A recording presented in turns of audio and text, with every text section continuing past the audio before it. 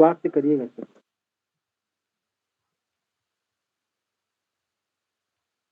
सूरदास के पद, गोपियों का मन चुराकर कौन ले गया? तो गोपियों का मन चुराकर ले गए श्री कृष्ण।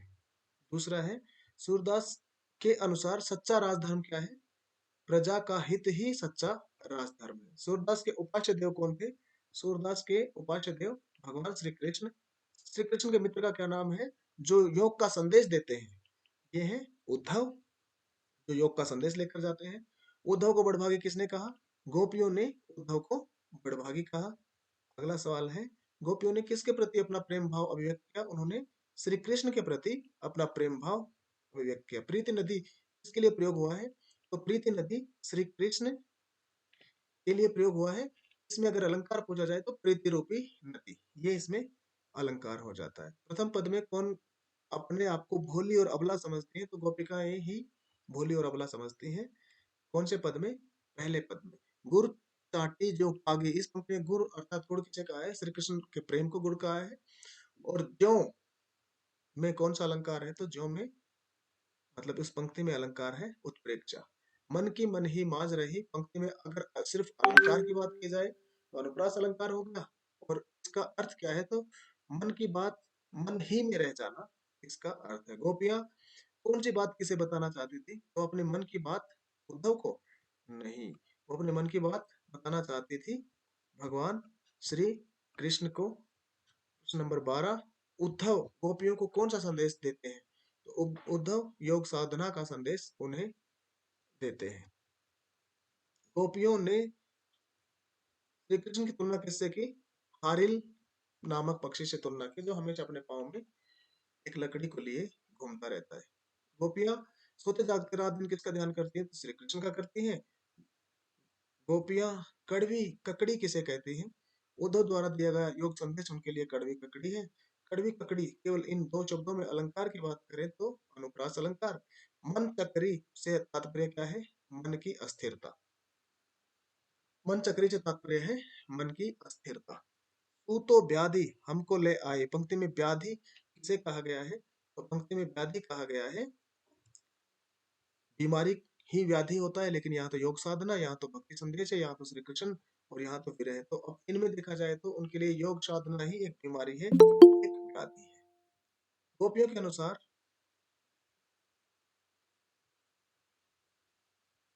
गोपियों के अनुसार किसने राजनीति की शिक्षा प्राप्त की? तो गोपियों के अनुसार श्री कृष्ण ने राजनीति की शिक्षा प्राप्त की। गोपियां कहती है कि हरि तो राजनीति पढ़े आए। मधुकर शब्द किसके लिए प्रयोग किया गया है? तो मधुकर तो होता है भंवरा, और यहाँ भ्रमर श्री कृष्ण उद्धव और नंद चारों आए हैं। उत्तर दे रखा है उद्धव। तो भ्रमर शब्द किसके लिए प्रयोग हुआ है? आप लोग में से कोई अगर बताना चाहे तो बताइए, या मैसेज बॉक्स में मैसेज कर दीजिए कि भ्रमर शब्द किसके लिए प्रयोग हुआ है, उद्धव के लिए या भंवरे के लिए?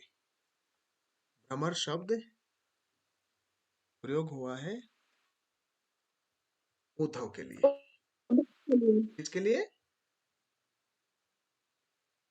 उद्धव के लिए। ठीक है जी, आगे चलते हैं। गोपियों के अनुसार पहले ही चतुर कौन थे? तो पहले ही चतुर भगवान श्री कृष्ण थे। भगवान श्री कृष्ण उद्धव के लिए। जी, उद्धव के लिए। कवि सूरदास के गुरु कौन थे? तो कवि सूरदास के गुरु कौन थे? वल्लभाचार्य या शंकराचार्य या कुंभन दास या हरिदास? तो वल्लभाचार्य उनके गुरु थे। वल्लभाचार्य। अष्ट छाप के कवियों के नाम अगर आप टाइप किए हुए भेज देंगे मैसेज बॉक्स में, तो वो यहाँ पे शो कर दिए जाएंगे, चार उनके और चार उनके। महत्वपूर्ण प्रश्न हो जाएगा। सूरदास ने किस भाषा में साहित्य की रचना की? तो सूरदास ने ब्रज भाषा में साहित्य की रचना की। सूरदास के कुल 3 ग्रंथ हैं। तीनों ग्रंथों के नाम क्या है? मैसेज बॉक्स में आप मैसेज डाल दीजिए कि सूरदास के ग्रंथ कौन से हैं, और अपने जो ये पंक्तियां या ये जो पद लिए गए हैं, ये कौन से ग्रंथ से लिए गए हैं। काव्य ग्रंथ सूरदास के जिस भाग में उद्धव गोपियों को योग संदेश देते हैं, वह भाग जिस नाम से जाना जाता है वो भाग होता है भ्रमर गीत, और सूर सागर से लिए गए हैं। तो एक का तो उत्तर आ गया कि सूर सागर से भ्रमर गीत के ये पद लिए गए हैं। गोपियों को उद्धव योग संदेश देने आए, गोपियों ने उन पर किसके बहाने व्यंग्यबाण छोड़े? तो उन्होंने भ्रमर के बहाने उन पर व्यंग्यबाण छोड़े। वो योग संदेश देने क्यों आए? अपने आप को वो योगी समझ रहे थे। भगवान श्री कृष्ण उनका गर्व अहंकार चूर करना चाहते थे। उनको उन्होंने भेजा कि जाओ संदेश दो उनको। पुरैनी पात रहत जल भीतर तारस देहन दागी। पुस्तक पंक्ति में कमल के पत्ते की क्या विशेषता बताई गई है? कि कमल का पत्ता पानी के संपर्क में रहने से कमल का पत्ता गल जाता है? नहीं। कमल के पत्ते पर पानी का कोई प्रभाव नहीं पड़ता। हाँ, ठीक तो लग रहा है। पानी में रहकर पत्ता हरे रंग का हो जाता है? नहीं। पानी में रहने से पत्ते का आकार छोटा हो जाता है?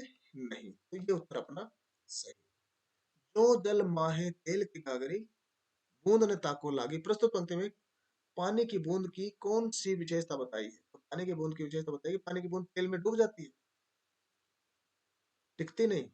पानी की बूंद तेल लगी मटकी पर टिकती नहीं, और पानी की बूंद पर तेल का कोई असर नहीं होता, या उपरोक्त सभी। तो इसका सही उत्तर आएगा पानी की बूंद तेल लगी मटकी पर टिकती नहीं।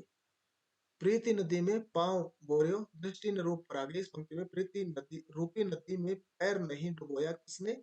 उद्धव ने। उनको कभी किसी से अनुराग हुआ ही नहीं। सूरदास अबला हम भोरी, गुर चीटी ज्यों पागी। पंक्ति में गोपियों ने कृष्ण के प्रति अपने प्रेम को बताते हुए अपनी स्थिति किसके समान बताई है? तो उन्होंने गुड़ से चिपकी चींटी के समान अपनी स्थिति बताई है कि हम तो गुड़ से चिपकी चींटी के समान हमारी स्थिति है। कमल के पत्ते पर पानी का कोई प्रभाव नहीं पड़ता, पानी की बूंद तेल लगी मटके पर नहीं टिकती। और ये उत्तर अपने सूरदास, परमानंद दास, कुंभन दास और कृष्ण दास, ये चार, और फिर नंददास, चतुर्भुज दास, शीत स्वामी और गोविंद स्वामी, ये आठ अपने आपके कवि हैं। चार कौन से किसके हैं? चार किसके हैं? मन की मन ही मांझ रही। इस पंक्ति में किसके मन की, गोपियों के मन की बातें मन ही में रह जाती हैं। मन की मन ही मांझ रही पद के अनुसार गोपियों ने किस उम्मीद से तन मन की पीड़ा सहन की कि कभी न कभी तो आएंगे हमारे श्री कृष्ण। कृष्ण के आने की उम्मीद थी। अब जोग संदेश नहीं सुनी सुनी में पंक्ति में कौन सा अलंकार है? मैसेज बॉक्स में भेजिए। सिर्फ इन शब्दों में कौन सा अलंकार है? विरहिणी विरह दही उपयोग पंक्ति में किस अलंकार का प्रयोग हुआ है? तो इस पूरी पंक्ति में मैंने ये अलग पूछा है, ये आपको अलग से बताना है। इस पंक्ति में कौन सा अलंकार है? यहाँ उपमा है, यमक है, अनुप्रास या श्लेष? अनुप्रास अलंकार है। अनुप्रास कहाँ पे? विरहिणी विरह दही में। तो अगर इन दोनों शब्दों में पूछा जाए तो कौन सा अलंकार होगा? मैसेज बॉक्स में आप डाल दीजिए। चाहती होती गुहारी जितहित उक्त धार बही। प्रस्तुत पंक्ति के अनुसार गोपियां उद्धव को उल्हाना देते हुए कहती है कि वे जिससे उम्मीद कर रही थी उनकी रक्षा की जाएगी, वही से धार बह रही थी। किसकी धार बह रही थी? योग संदेश की धार। सूरदास। अच्छा, अगर इन पंक्तियों में अलंकार देखा जाए तो अलंकार कौन सा होगा? इस वाली पंक्तियों में चाहते होते गुहारी जितहित उक्त धार बही, तो कौन सा अलंकार होगा? वो हो गया पुनरुक्ति प्रकाश अलंकार। और इसमें गुड़ चींटी जो पागी में उपमा अलंकार है। उपमा है जैसे, हाँ हाँ, गुड़ चींटी जो पाके पागी में मानो, नहीं नहीं उत्प्रेक्षा होगा ना। नीचे वाले वत्थल नाथ के हैं। और पीजीटी, ये पीजीटी की क्लास अभी 9:30 बजे हम पीजीटी कर लेंगे मैम, 9:30 बजे। जी, उपमा, गुड़ चींटी जो पाक की उपमा। ओके, हम चलते हैं। और सूरदास अब धीर धरे क्यों मर्यादा ने लही। उपयुक्त पंक्ति में गोपियां कहती है कि अब मर्यादा क्यों धारण करे जब मर्यादा का पालन ही नहीं किया गया। किस मर्यादा की बात कर रहे हैं? किसने मर्यादा का पालन नहीं किया? किसने मर्यादा का पालन? कृष्ण ने प्रेम की मर्यादा का पालन नहीं किया। हमारे हरि हारिल की लकड़ी, इसमें हारिल पक्षी के विषय में बताया गया है कि जो अपने पंजों में लकड़ी पकड़े रहता है। हारिल ने अपने प्रभु को हारिल पक्षी के समान, गोपियों ने अपने प्रभु को हारिल पक्षी के समान बताया। इससे उनका कृष्ण के प्रति कैसा प्रेम दिखता है? तो एक निष्ठ प्रेम उनका श्री कृष्ण के प्रति दिखाई देता है। गोपियां जागते सोते सपने में दिन रात किसका नाम जपती है? तो श्री कृष्ण का नाम वो दिन रात जप रही है। गोपियों को योग संदेश किसके समान लगता है? तो उनको योग संदेश कड़वी ककड़ी के समान लगता है। गोपियन ने योग संदेश किसे देने को कहा? तो उन्होंने कहा कि जिनका मन चक्री है या जिनका मन चंचल है ना, उनको दो। हमारा मन तो चंचल है ही नहीं, हमारा तो एक ही व्यक्ति में मन लगा हुआ है, तो हमें इसकी आवश्यकता नहीं है। गोपियों ने पहले के लोगों का भला बताया। इसके पीछे क्या कारण था कि दिया? जिनके मन चंचल है, अपने काम से काम रखना, भोला स्वभाव होना, चालाक होना। इसका सही उत्तर बताइए क्या होगा? गोपियों ने पहले के लोगों को भला बताया है। इसके पीछे क्या कारण दिया है? क्या ये उत्तर सही है? भोला स्वभाव होना, अपने काम से काम रखना।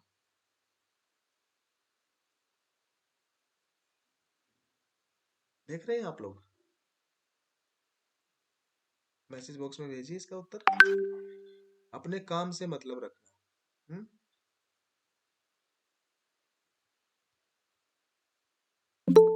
वो अपने काम से मतलब रखते थे। इसका उत्तर ये वाला तो सही नहीं है। निम्नलिखित में से निम्नलिखित में से कौन सा शब्द कृष्ण का पर्यायवाची नहीं है? तो कान्हा भी है, माधव, मुरलीधर भी है, तो ये नहीं है हलधर। गोपियों को अब अपना मन वापस मिलने की आशा है। उनका मन अपने साथ कौन ले गया था? तो उनका मन श्री कृष्ण अपने साथ ले गए। निम्नलिखित में से क्या भ्रमर का पर्यायवाची है? तो भ्रमर का पर्यायवाची मधुप है। बाकी इनमें से कोई भी नहीं है। गोपियां किससे गुहार लगाना चाहती हैं? तो गोपियां भगवान श्री कृष्ण से गुहार लगाना चाहती हैं। गोपियों ने कृष्ण को किस प्रकार धारण किया था? तो गोपियों ने मन से, वचन और कर्म सभी तरह से उन्होंने धारण किया था, माने उपरोक्त सभी तरह से। जकरी शब्द का मतलब होता है रटना, जक लगाना, रटना। गोपियों के अनुसार सच्चा राजधर्म क्या है? तो प्रजा का पालन करना सच्चा राजधर्म है। प्रजा के सुखों का ध्यान रखना भी और प्रजा को बिल्कुल नहीं सताना भी, मतलब उपयुक्त सभी ही राजधर्म है। सूरदास के साहित्य में किस रस की प्रधानता है? तो सूरदास के साहित्य में तो वात्सल्य रस की प्रधानता होती है, लेकिन अगर अपने इस जो पद दे रखे इसमें वियोग श्रृंगार रस हो जाता है। सूरदास के साहित्य में किस भाषा की प्रमुखता है? तो भाषा हो गई ब्रज भाषा, उनके ब्रज भाषा की प्रमुखता।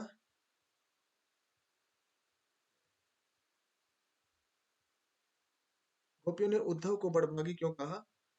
क्योंकि ऐसा कहकर गोपियों ने उद्धव पर व्यंग किया है, बाकी कुछ भी बड़भागी उन्होंने उनको नहीं कहा। गोपियों ने उद्धव के अनासक्त रहने की तुलना किससे की है? कमल के पत्ते और तेल की मटकी से तुलना की है। प्रीति नदी में कौन सा अलंकार? तो रूपक अलंकार, प्रेम रूपी नदी। गुड़ चाटी जो पागे में गुड़ की तुलना हुई है, चाटी चींटी किसकी तुलना हुई है? तो गुड़ से श्री कृष्ण की तुलना हुई है और चींटी से गोपियों की, कि वो गुड़ है, हम तो चींटियां हैं। गोपियों ने स्वयं को भोरी क्यों कहा है? वे छल कपट और चतुराई से दूर रहती थी, इसलिए उन्होंने स्वयं को भोरी कहा है। समुझी बात कहत के समाचार सब पाए, निम्नलिखित पंक्ति में रिक्त स्थान की पूर्ति मधुकर के, समझे बात, मधुकर के समाचार शब्द पाए। उद्धव की बड़भागी किसके द्वारा, उद्धव को बड़भागी किसके द्वारा कहा गया है? गोपियों द्वारा उनको बड़भागी कहा गया है। अप्रच का अर्थ क्या है? अप्रच का मतलब है अनासक्त, स्पर्श, अनासक्त। तो ये सारे इसके थे उत्तर। स्क्रीन पर रुक के थोड़ी देर ये, ताकि देख लिया जाए। अब अपन दूसरे पार्ट पर आते हैं। राम लक्ष्मण परशुराम संवाद। ये अपने रचयिता, पहला प्रश्न यही है। रचयिता है बाबा तुलसीदास। बाबा तुलसीदास इसके रचयिता। राम लक्ष्मण संवाद की भाषा क्या है? अवधी भाषा। रामचरितमानस की भाषा अवधी। तो राम लक्ष्मण परशुराम संवाद किस ग्रंथ से लिए गए हैं? तो ये रामचरित मानस से लिए गए हैं। शिव धनुष कैसे टूट गया? केवल छूने मात्र से टूट गया, ऐसा कहते हैं वो। कौन कहते हैं कि ये शिव धनुष केवल छूने मात्र से टूट गया? कौन बताते हैं कि शिव धनुष केवल छूने मात्र से टूट गया? तो बालकांड से लिया गया है। और लक्ष्मण बताते हैं कि शिव धनुष केवल छूने मात्र से टूट गया। आप मैसेज बॉक्स में अगर मैसेज भी करते रहेंगे, जैसे जैसे समय लगे, तो मैं बीच बीच में वहां जाता रहूंगा। सठ का अर्थ होता है मूर्ख। और सठ किसके लिए प्रयोग हुआ है? सठ किसके लिए, किसने प्रयोग किया है? बेवजह कौन क्रोधित हो रहे हैं? परशुराम क्रोधित हो रहे हैं। परशु क्या होता है? वो एक हथियार होता है। राम और लक्ष्मण सीता स्वयंवर में किस मुनि के साथ आए? तो वो विश्वामित्र के साथ आए थे, या वशिष्ठ के साथ? तो वो विश्वामित्र के साथ आते हैं। स्वयं को बाल ब्रह्मचारी कौन करे? तो परशुराम जी स्वयं को कहते हैं कि मैं बाल ब्रह्मचारी हूँ। राम का संबंध किस वंश से? तो सूर्य वंश से है, क्योंकि रघुवंश आया नहीं, सूर्य वंश आया है, सूर्य वंश से है। भूप का अर्थ क्या होता है? भूप का अर्थ होता है राजा। क्यों होता है? क्योंकि भू माने भूमि, प माने पालन करने वाला, जो भूमि का पालन करे, तो हो गए अपने भूप जी। ऐसे ही मही माने धरती होता है, प माने पालन करे, मही माने भी राजा होता है। और एक और भी होता है प वाला, वो आपके दिमाग में आया, आ गया होगा। नृ माने लोग, और प माने पालन करें, नृप। ये प का मतलब पालन करना हो गया, नृप माने भी राजा हो गया। अब हम आगे चलते हैं। क्षत्रिय कुल का द्रोही कौन है? तो परशुराम जी है। उन्होंने वो पाठ में आता है कि किस बार उन्होंने ये वाला काम किया। महीप कुमार किसे कहा गया है? लक्ष्मण को। महीप कुमार लक्ष्मण के लिए आया है, तो दोनों भाई महीप कुमार, लेकिन यहाँ पे लक्ष्मण के लिए कहते हैं वो। बाल ब्रह्मचारी अति क्रोधी में कौन सा अलंकार? बाल ब्रह्मचारी अति, इसमें अनुप्रास अलंकार है। अनुप्रास अलंकार कैसे आया? ब और ब की आवृत्ति हुई ना, तो ये अनुप्रास अलंकार आया।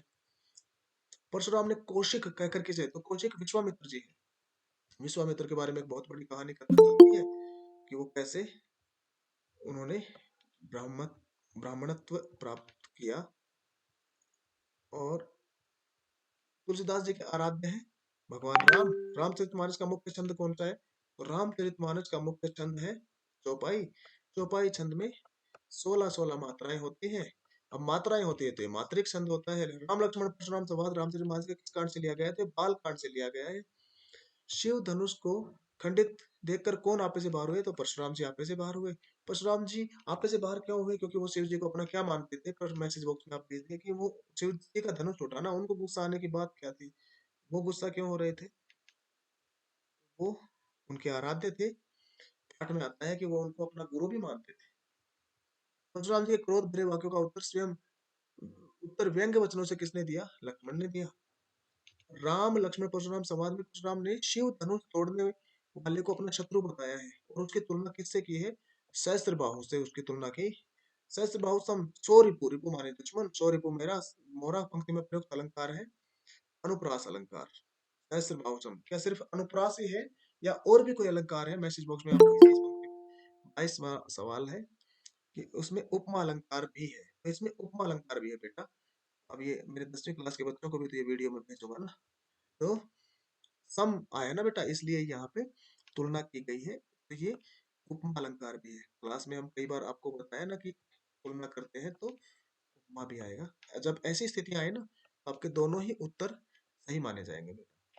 और मुख्य अलंकार फिर इसे मान लिया जाएगा। आगे, परशुराम जी ने अपने स्वभाव की कौन सी विशेषता नहीं बताई है? तो उन्होंने कहा कि बाल ब्रह्मचारी, हाँ कहा था उन्होंने। फिर उन्होंने कहा मैं क्रोधित भी हूँ, ये भी कहा था उन्होंने। फिर कहा क्षत्रिय का कुल द्रोह, ये भी कहा था। तो मन की गति से विचरण करने, ये उन्होंने नहीं कहा। तो ये तीन उन्होंने बातें कही थी। परशुराम जी कौशिक संबोधन का प्रयोग किसके लिए करते हैं? तो विश्वामित्र के लिए करते हैं कि कौशिक। परशुराम जी किस शस्त्र का धारण करते थे और जिसका नाम, जिसके कारण उनका नाम परशुराम, परशु को धारण करते थे, इसलिए उनको लोगों ने परशुराम कहना शुरू कर दिया। अच्छा, इसके पीछे भी लंबी कहानी हो सकती है ना।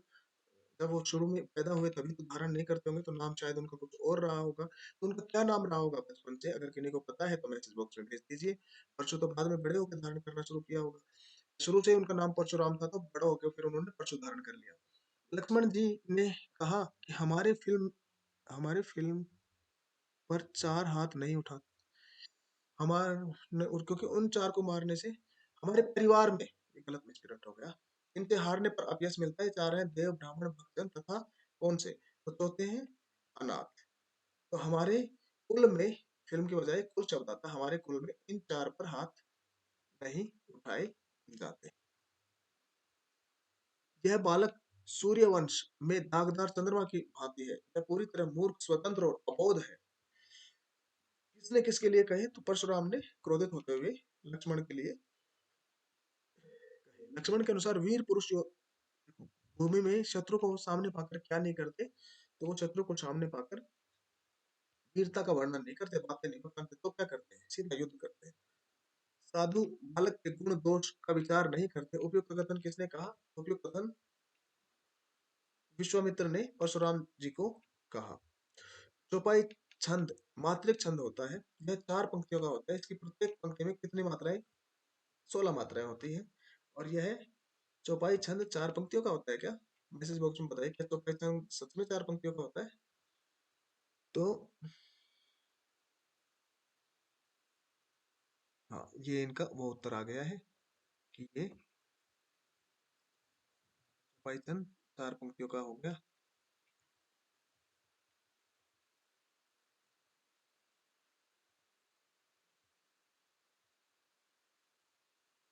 अनाथ होगा। धीरज धर्म मित्र अरु नारी, आपातकाल परखिए चारी। जय हनुमान ज्ञान गुण सागर, जय कपीस तिहुँ लोक उजागर। दो पंक्तियों का तो हो रहा है, चार पंक्तियों का आई। परशु, ये हो गया इनका नाम। तो राम था किंतु शिव द्वारा परशु धारण के करने के कारण परशुराम कहलाते थे। और ये माता रेणुका और रघुवंशी जमदग्नि के पुत्र थे।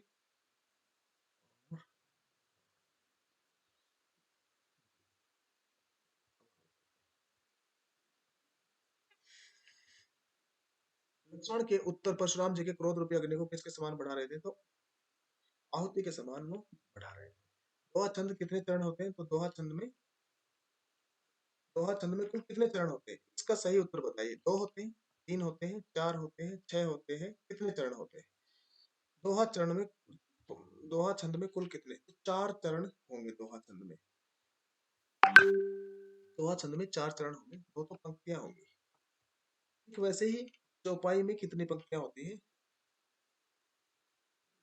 मुझे पता नहीं, चार वाला सही नहीं लगा। विप्र विचारी बचो नृपद्रोही, इस पंक्ति में कौन सा अलंकार प्रयुक्त हुआ है, अनुप्रास, ब की आवृत्ति। परशुराम अपने आप को किस कुल का द्रोही मानते हैं, क्षत्रिय कुल का वो अपने आप को द्रोही मानते हैं। तुलसीदास जी के अनुसार कुम्भड़ बतिया किसे देखकर मुरझाते हैं, तो तर्जनी उंगली को देखकर मुरझा जाते हैं। और वो कहते हैं, लक्ष्मण कहते हैं कि यहाँ कुम्भड़ बतिया कौ नाही, तो लक्ष्मण इस शब्द का प्रयोग करते हैं।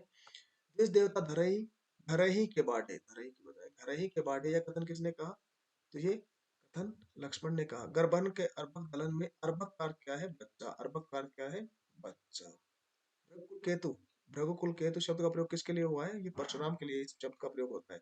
भृगुकुल केतु परशुराम है, क्योंकि भृगुकुल की पताका उन्हें कहा जाता है, भृगुकुल के वो बालक है।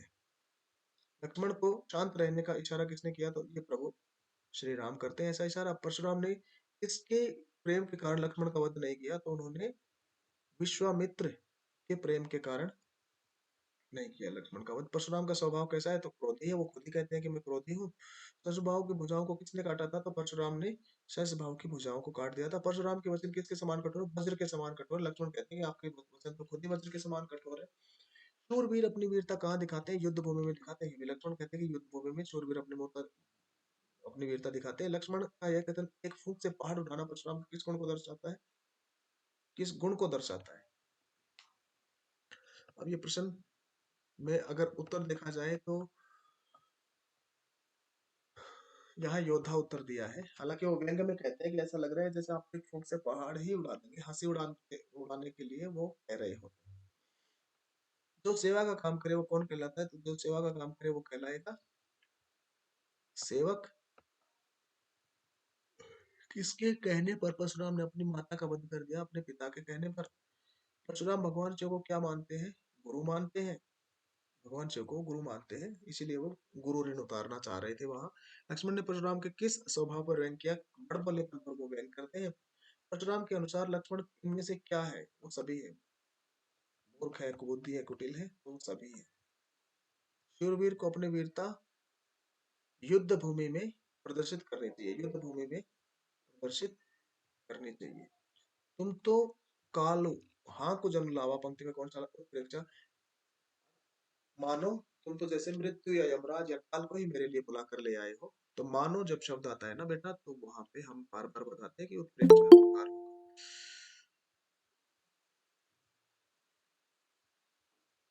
परशुराम ने गादी चिन्हों का प्रयोग किसके लिए किया है, तो गादी चिन्ह विश्वामित्र के पिता थे, और गादी चिन्हों का प्रयोग विश्वामित्र के लिए वो करते हैं। राम लक्ष्मण परशुराम संवाद में किस छंद का, चौपाई छंद का प्रयोग हुआ है, और दोहा भी तो आता है, तो दोनों छंदों का प्रयोग होता है। परशुराम के सिर पर अपनी किसका ऋण बाकी है, तो गुरु का ऋण बाकी है। अच्छा, ये पूरा जो है ये अवधि भाषा में होती है, रामचरितमानस। तो अवधि की धी बड़ी होगी, भाषा की जब बात होगी। लक्ष्मण ने ऋण चुकाने के लिए परशुराम को किसे बुलाने को कहा, तो हिसाब किताब के जानकार को बुलाने के लिए वो कहते हैं। लक्ष्मण के शब्द परशुराम के लिए क्रोध रूपी अग्नि में घी की आहुति के समान है, क्रोध रूपी अग्नि में घी की आहुति के समान। राम के वचन परशुराम के लिए जल के समान शीतल है, जल के समान शीतल। राम लक्ष्मण परशुराम संवाद किस रस की प्रमुखता है, तो इसमें वीर रस की प्रमुखता है। तुलसीदास का जन्म कब और कहाँ हुआ? तुलसीदास का जन्म 1532 में होता है और उत्तर प्रदेश के बांदा जिले के राजापुर गांव में उनका जन्म होता है। 1532। तुलसीदास किस शाखा के प्रतिनिधि कवि थे? राम भक्ति शाखा के प्रतिनिधि कवि हो गए। तुलसीदास ने अपने काव्य में किस भाषा को प्रमुखता से, तो अपने काव्य में वो अवधि भाषा, दूसरी भाषा भी लिखते हैं वो, अवधि और ब्रज लिखते हैं, अब ब्रज भी लिखते हैं, अवधि, लेकिन प्रमुखता की बात करें तो अवधि भाषा।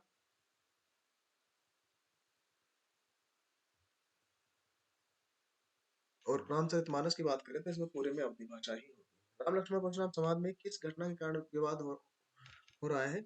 मैं शिव धनुष क्यों तोड़ा, इसी पे तो विवाद होता है। कहा क्षति लाभ जून धनु तोड़े, जून का मतलब होता है जीर्ण, कमजोर। जून का अर्थ क्या है? तो जीर्ण इसका अर्थ हो गया। राम ने धनुष किस धोखे से छू लिया कि बहुत मजबूत है? और पंक्ति आती है, सुवत नयन के भोरे, नयन नया समझते हुए उन्होंने उसको छू लिया था। नेताजी का चश्मा। नेताजी का चश्मा। नेताजी का चश्मा पाठ के लेखक का नाम क्या है? मैसेज बॉक्स में आप डाल दीजिए। नेताजी का चश्मा पाठ के लेखक का नाम स्वयं प्रकाश। नेताजी का चश्मा। नेताजी की मूर्ति किससे बनी थी? तो उनकी मूर्ति संगमरमर से बनी थी, लेकिन मूर्ति के ऊपर संगमरमर से ही चश्मा नहीं बना था। पहली बार कस्बे से गुजरे कौन? हालदार साहब गुजरे। मूर्ति पर क्या देखकर चौंके? चश्मा देखकर चौंके। कस्बे से जाने के बाद भी हालदार साहब किसके बारे में सोचते? तो मूर्ति के बारे में सोच रहे होते। नेताजी की बगैर चश्मे वाली मूर्ति किसे बुरी लगती? तो चश्मे वाले को बुरी लगती। ऑप्शन में वो है ही नहीं कैप्टन, तो चश्मे वाला ही है कैप्टन, उन्हीं को बुरी लगती है। लोग चश्मे वाले को किस नाम से पुकारते? तो यहाँ पे आ गया फिर अगला क्वेश्चन, कैप्टन नाम से उसको पुकारते थे। कैप्टन का चश्मा वाला, वही तुम बदला करता था। एक बार कस्बे से गुजरते समय हालदार साहब को मूर्ति में क्या अंतर दिखाई दिया? मूर्ति पर चश्मा नहीं था। हालदार साहब को किसका मजाक उड़ाना अच्छा नहीं लगता? कि जब चश्मे वाले कैप्टन का कोई मजाक उड़ाता तो हालदार साहब को ये बात पसंद नहीं आती थी, उनको अच्छा नहीं लगता था कि कोई चश्मे वाले का मजाक उड़ाए। चश्मे वाले को पान वाला क्या समझता था? पागल समझता था। नेताजी की मूर्ति की ऊंचाई कितनी थी? 2 फीट। क्या ये 2 ही फीट थी? मैसेज बॉक्स में देखिए, क्या नेताजी की मूर्ति की ऊंचाई 2 फीट थी? नेताजी की मूर्ति की ऊंचाई थी, बॉक्स में आप डाल दीजिए कि मूर्ति की ऊंचाई कितनी थी। इसे देखकर हालदार साहब के चेहरे पर कौतुक भरी मुस्कान फैल गई। मूर्ति के चेहरे पर, वो चश्मा देखकर, मूर्ति के चेहरे को देखकर कौतुक भरी मुस्कान फैल गई। हालदार साहब किस बात पर दुखी हो गए? कि दुनिया के स्वार्थी स्वभाव पर हालदार साहब दुखी हो गए। चश्मे वाले के प्रति पान वाले के मन में कैसी भावना थी? उपेक्षा की भावना थी। हालदार साहब का स्वभाव कैसा था? देशभक्त। हालदार साहब देशभक्त थे। नेताजी की मूर्ति पर सरकंडे का चश्मा किसने लगाया होगा? तो नेताजी की मूर्ति पर सरकंडे का चश्मा किसी बच्चे ने ही लगाया होगा। हालदार साहब की क्या आदत थी? हालदार साहब जब भी इस कस्बे में गुजरते तो नेताजी की मूर्ति वाले चौराहे पर रुककर पान जरूर खाते थे। कैप्टन चश्मे वाला अपने गिने चुने चश्मों में से एक फ्रेम नेताजी की मूर्ति को क्यों पहनाता था? पहला है, कैप्टन को नेताजी की बिना चश्मे वाली मूर्ति आग करती थी। हाँ तो सही तो है, आग करती थी इसलिए पहनाता था। उनको लगता था कि ये देशभक्तों का अनादर है। वह, हाँ, वह नेताजी को असली रूप में देखना चाहता था। तो उपयुक्त सभी। हवलदार साहब को पान वाले की क्या बात अच्छी नहीं लगी? जब उसने पागल कहा ना, कैप्टन चश्मे वाले को पागल कहा, तो ये अच्छा नहीं लगा। कैप्टन को देखकर हवलदार साहब अवाक क्यों रह गई? क्योंकि जैसा उन्होंने सोचा था कि शायद पता नहीं कैप्टन कैसा होगा, लेकिन पता चला कि ये तो बूढ़ा मरियल और एक बेचारा पाँव से दिव्यांग व्यक्ति है। कैप्टन क्या कार्य करता था? तो वह फेरी लगाकर चश्मे बेचा करता था। हवलदार साहब का क्या, हवलदार साहब क्या सुनकर मायूस हो गए थे? कैप्टन की मृत्यु का समाचार सुनकर मायूस हो गए। नेताजी का चश्मा कहानी हमें किस भावना को जगाती है? तो देशभक्ति की भावना को ये जगाती है। नेताजी का चश्मा पाठ किस महान व्यक्ति के बारे में है? तो सुभाष चंद्र बोस के बारे में है वो पाठ। नेताजी का चश्मा पाठ किस बात को उठाया गया है? विलुप्त होती देशभक्ति की भावना पर को उठाया गया है। इस पाठ में नगर पालिका को मूर्ति बनवाने में देरी क्यों हो रही थी? उनको अच्छे मूर्तिकार की जानकारी नहीं थी, इसलिए उनको देरी हो रही थी। और मूर्ति बनाने का कार्य किसे सौंपा गया? तो कस्बे के हाई स्कूल के ड्राइंग मास्टर को यह कार्य सौंपा गया। उनका नाम भी आता है, अगर उनका नाम पता है आपको तो मैसेज बॉक्स में मैसेज कर दीजिए। मोतीलाल जी ने नगर पालिका की बोर्ड को क्या विश्वास दिलाया?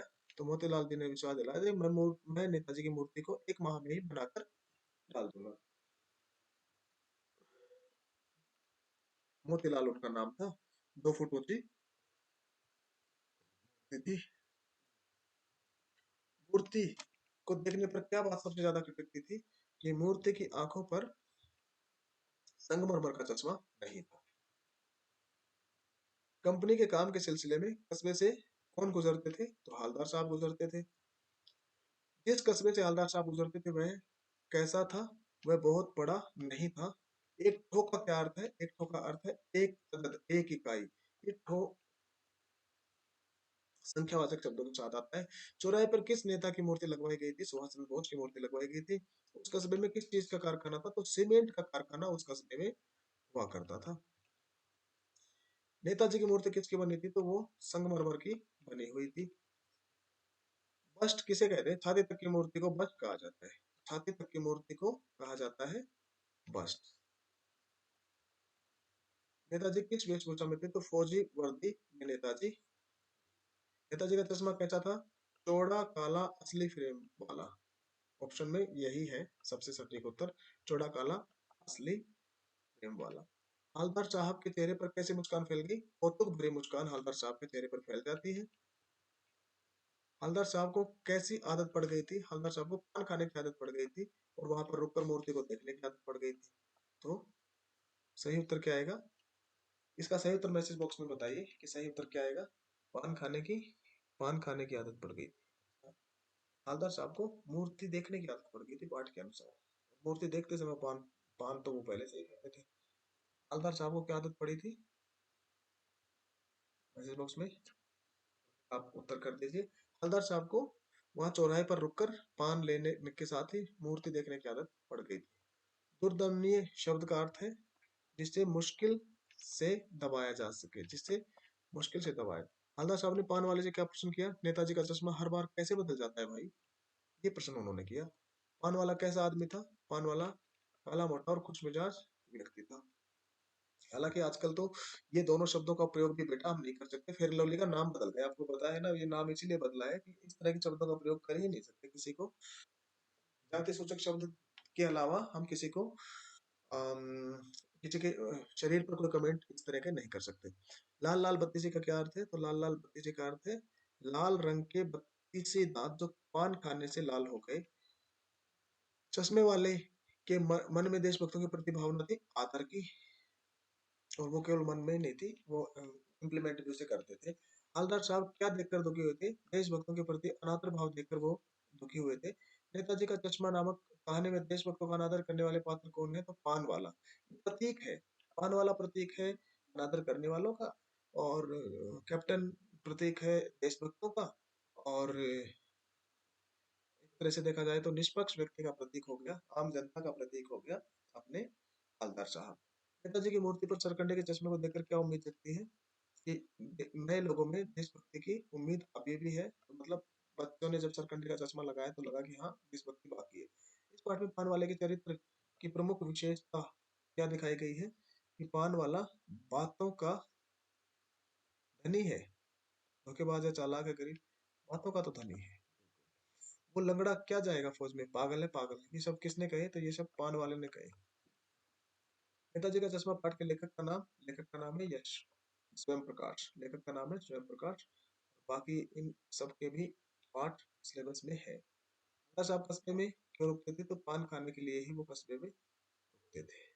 पान खाने से याद आया, एक प्रश्न पूछा था कि किसकी आदत पड़ गई थी? पान भी खाते थे और मूर्ति देखने की आदत उनको पड़ गई थी। ड्राइंग मास्टर का नाम है मोतीलाल जी। और कस्बे में कितने स्कूल थे? तो कस्बे में कुल 2 स्कूल थे। कंफर्म करिए कि क्या कस्बे में 2 ही स्कूल थे। अगला सवाल है, मूर्ति निर्माण में नगर पालिका को देर क्यों लगी होगी? धन के अभाव के कारण नगर पालिका को देर लगी, या मूर्ति नहीं मिलने के कारण देर लगी, या मूर्ति स्थापना के संगमरमर ने।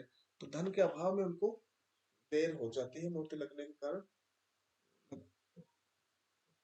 मूर्ति बनाकर पटक देने का क्या भाव है? मूर्ति समय पर बनाना ही था पाठ के अनुसार।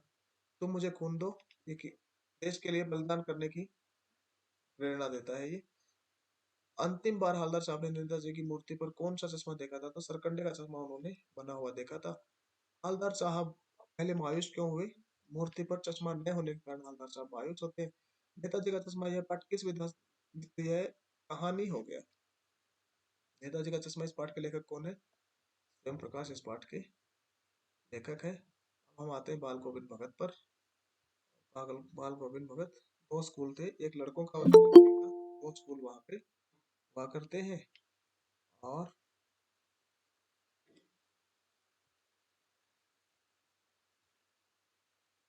हम्म, जी, बाल गोविंद राम वृक्ष बेनीपुरी। गोविंद भगत के गीतों में कैसा भाव होता था? तो उनके गीतों में प्रभु मिलन का भाव होता था। बाल गोविंद के गीतों को सुनकर वहां उपस्थित सभी लोग क्या करते थे? झूम उठते थे। भगत जी की बहू उन्हें छोड़कर क्यों नहीं जाना चाहती थी? ससुर की चिंता के कारण। बाल गोविंद का व्यवसाय क्या था? खेती। भगत जी भजन गाते समय क्या बजाया करते थे? तो खंजड़ी बजाते थे वो। भादों की रात कैसी होती थी? अंधेरी भादों की रात हुआ करती थी। भगत जी अपने बेटे का खास ख्याल रखते थे क्योंकि चुस्त और बौद्धा वो था। उनका बेटा, भगत जी का बेटा कैसा था? सुस्त और बौद्धा। तो ख्याल रखते थे सुस्त और बौद्धा का। ना हो चाहे भगवान हो, अपने कमजोर गरीब बच्चों का वो ज्यादा ख्याल रखते हैं, ऐसा माना जाता है। तो माता पिता का स्नेह भी अपने कमजोर बच्चे पे ज्यादा रहता है। बाल गोविंद और दुनिया उल्टा करती है। बाल गोविंद किसके पद गाया करते थे? तो बाल गोविंद कबीर के पद गाया करते थे। कबीर ही उनके साहब थे। भगत जी बेटे के मरने के बाद अपनी बहू की दूसरी शादी क्यों करना चाहते थे? उसके सुखद भविष्य के लिए शादी करना चाहते थे। विधवा पुनर्विवाह ईश्वर चंद्र विद्यासागर ने शुरू किया था क्या? सुबह सुबह बाल गोविंद भगत क्या गाते थे? तो वो भजन गाते थे सुबह सुबह। बेटे के मरने पर भगत जी क्या कर रहे थे? वो गा रहे थे। भादों की रात कैसी थी? दोबारा से आ गया, अंधेरी थी। लेखक बाल गोविंद भगत के किस गुण पर मुक्त थे? मधुर गीत गायन पर। और भी ये सारी चीजें हैं, सरलता भी थी, सहनशीलता भी थी, मधुर गीत गायन भी। इसका सही उत्तर उपरोक्त सभी क्यों नहीं है? वो तो सारे ही गुणों पर मुक्त है, लेकिन मधुर गीत गायन क्या उनको सबसे अच्छा लगता था? इसका सही उत्तर क्या होगा? थोड़ी देर में मैं वापस आकर देखूंगा। इसका सही उत्तर देखिए, बाल गोविंद भगत आत्मा और परमात्मा के बीच कौन सा संबंध मानते थे? प्रेमी और प्रेमिका का वो आत्मा परमात्मा के बीच संबंध मानते थे। बेटे की मृत्यु के पश्चात बाल गोविंद भगत की आखिरी दलील क्या थी? तो आखिरी दलील थी पतोहू का पुनर्विवाह हो जाए, या कुछ और थी? यही थी इन चारों ऑप्शंस में। तो बाल गोविंद भगत की मृत्यु का क्या कारण था? बाल गोविंद भगत की मृत्यु का क्या कारण था? बीमारी। बाल गोविंद भगत की मृत्यु का कारण था बीमार हो गए थे। बाल गोविंद भगत के गांव के लोगों का मुख्य धंधा क्या था? खेती बाड़ी उनके गांव के लोगों का मुख्य धंधा था। बाल गोविंद भगत शीर्षक पाठ के लेखक का क्या नाम है? तो राम वृक्ष बेनीपुरी। बाल गोविंद भगत की आयु कितनी? 60 वर्ष से अधिक। बाल गोविंद की टोपी कैसी थी? तो उनकी टोपी कबीर पंथियों जैसी थी। बाल गोविंद कबीर को क्या मानते थे? साहब मानते थे। बाल गोविंद भगत किन के आदर्शों पर चलते थे? कबीर के आदर्शों पर चलते थे। बाल गोविंद भगत अपनी फसल को पहले कहाँ ले जाते थे? कबीर पंथी मठ में वो लेकर जाते थे। लेखक बाल गोविंद भगत की किस विजयता प्राप्त थे? मुक्त थे। मधुर गान पर। ये फिर से आ गया, तो वो सबसे ज्यादा मधुर गान पर मुक्त थे। लेखक ने रोपने किसे कहा है? तो लेखक ने रोपने कहा है धान की रोपाई को। उन्होंने रोपने कहा है धान की रोपाई को। बाल गोविंद भगत खेत में क्या करते हैं? धान के पौधे लगाते हैं। बाल गोविंद भगत के संगीत को लेखक ने क्या कहा? तो उन्होंने संगीत को जादू कहा है। बाल गोविंद भगत के गीतों में कौन सा भाव व्यक्त होता है? ईश्वर भक्ति का भाव गीतों में व्यक्त होता है। मेरी गठरी में लगा चोर, मुसाफिर जाग। जरा पंक्ति में मुसाफिर किसे कहा है? हम सभी को, मनुष्यों को। कार्तिक मास आने पर बाल गोविंद भगत क्या करने लगते हैं? तो प्रभात फेरी शुरू करने लगते हैं। प्रभात फेरी शुरू कब करने लगते हैं? कार्तिक मास में। लेखक ने लोही किसे कहा है? प्रातःकाल की लालिमा को लोही कहा है। प्रातःकाल की लालिमा को कहते हैं। बाल गोविंद भगत किसे निगरानी और मोहब्बत के ज्यादा हकदार मानते थे? कमजोर व्यक्ति को वो मानते थे। बाल गौविंद भगत ने अपने बेटे का दाह संस्कार अपने पतोह से करवाया। इस कार्य से भगत जी के इस विचारधारा का परिचय मिलता है कि वो रूढ़िवादी विचारधारा रूढ़िवादी का विरोध एक प्रगतिशील विचारधारा का, तो वो प्रगतिशील विचारधारा के अंदर है। बाल गौरव भगत की संगीत साधना का चरम उत्कर्ष कब देखा गया? जब उनके इकलौते बेटे की मृत्यु होती है ना, तब देखा गया। बाल गौरव भगत के कितने संतान थे? तो बाल गोविंद भगत के एक ही संतान थी। बेटे की मृत्यु के बाद बाल गोविंद भगत अपने पतों से क्या अपेक्षा रखते थे? कि वो दूसरा विवाह कर ले। बाल गोविंद भगत साहब किसे मानते थे? कबीर को मानते थे। साहब बाल गोविंद भगत किस संप्रदाय को मानते थे? कबीर पंथ संप्रदाय को मानते थे। कमली शब्द का क्या अर्थ है? कमली माने कंबल। कमली माने कंबल। बाल गोविंद भगत का व्यक्तित्व कैसा था? मधुला कत्ता, गोरा चिट्टा शरीर था, 60 वर्ष से अधिक उम्र थी, लंबी दाढ़ी थी, उपरोक्त सभी। बाल गोविंद भगत, यह पाठ किस विधा का है? तो यह पाठ हो गया अपना रेखा चित्र विधा का हो गया। बाल गोविंद भगत कनपट्टी टोपी पहनते थे। इस वाक्य में कनपट्टी शब्द का क्या कनपट्टी शब्द क्या है? विशेषण हो गया, क्योंकि ये टोपी की विशेषता बता रहा है। कनपट्टी विशेषण हो गया। समूत गांव खेतों में कब उमड़ पड़ता? आषाढ़ के महीने में सारा गांव खेतों में उमड़ पड़ता। आषाढ़ के महीने में सारा गांव खेतों में उमड़ पड़ता। बाल गोविंद भगत की प्रभातियां कब शुरू होती थी और कब तक चला करती थी? तो कार्तिक से फागुन तक वो चलती थी। कार्तिक में शुरू होती थी, फागुन तक। पुत्र को किस चिता को आग पतोह से पुत्र की चिता को किससे आग दिलाई? पतोह से। ये विशेष बात क्यों हो जाती है? क्योंकि महिलाएं तो शमशान घाट जाया ही नहीं करती थी, उन्होंने तो लीक से हटकर कुछ काम किया, इसलिए विशेष बात हो जाती है। अपने बेटे की बहू से ही वो अग्नि दिलाते हैं। बाल गोविंद भगत का कद कैसा था? मझोला बाल गोविंद भगत का कद है। भगत जी कितने कोस पैदल चलकर गंगा स्नान के लिए जाते थे? तो 30 कोस के करीब वो पैदल चलकर गंगा स्नान के लिए जाते थे। एक कोस जो होता है वो किलोमीटर से तो काफी बड़ा होता है। रिक्त स्थान की उचित स्थान की पूर्ति कीजिए। गर्मियों में उनकी संध्या कितनी उमस भरी शाम को न शीतल करती। तो यहाँ संध्या का मतलब क्या है? पूजा पाठ है, यहाँ संध्या का मतलब है। ग्वाल गोविंद भगत पुत्र की मृत्यु पर पतोह को रोने के बदले क्या कहते थे? कि उत्सव मनाओ भाई। कबीर के सीधे साधे कंठ से निकलकर सजीव हो उठते हैं। इनके कंठ से, बाल गोविंद भगत के कंठ से। साहब के दरबार से क्या अभिप्राय है? कबीर पंथी मठ। गले में तुलसी की जड़ों की बेडोल माला डाले रहते। इस वाक्य में बेडोल शब्द का अर्थ है अनगढ़। पतोहू शब्द का अर्थ है पुत्र वधु। सारा वातावरण अजीब रहस्य से आवृत मालूम पड़ता था। इस वाक्य में आवृत शब्द का अर्थ क्या है? आवृत शब्द का विलोम क्या है? विलोम हो गया अनावृत। तत्वम पूर्ण अनावृत। अरे ये तो अपने केवीएस का नए वाक्य में आने वाला एक शब्द हो गया। दो टूक बात करने में संकोच नहीं करते थे। इस वाक्य में प्रयुक्त मुहावरे दो टूक बात करने का अर्थ होगा स्पष्ट बात करना। वे स्नान पर उतनी आस्था नहीं रखते थे जितनी संत समागम और लोक दर्शन पर रखते थे। उपयुक्त वाक्य रचना के आधार पर वाक्य कौन सा भेद है? मिश्र वाक्य। वे स्नान पर आस्था नहीं रखते थे जितनी मिश्र वाक्य है। मिश्र वाक्य में भी कौन सा है? आश्रित और प्रधान। तो अब आश्रित उपवाक्य में से कौन सा उपवाक्य होगा? मैसेज बॉक्स में बताइए, आश्रित उपवाक्य में से कौन सा होगा? जो आश्रित उपवाक्य है वो 3 प्रकार के होते हैं। एक हो गया संज्ञा, एक हो गया विशेषण, एक हो गया क्रिया विशेषण। तो ये कौन सा होगा? तो ये होगा, हाँ, तो ये मिश्र वाक्य हो गया। कौन सा उपवाक्य होगा? चलो, ये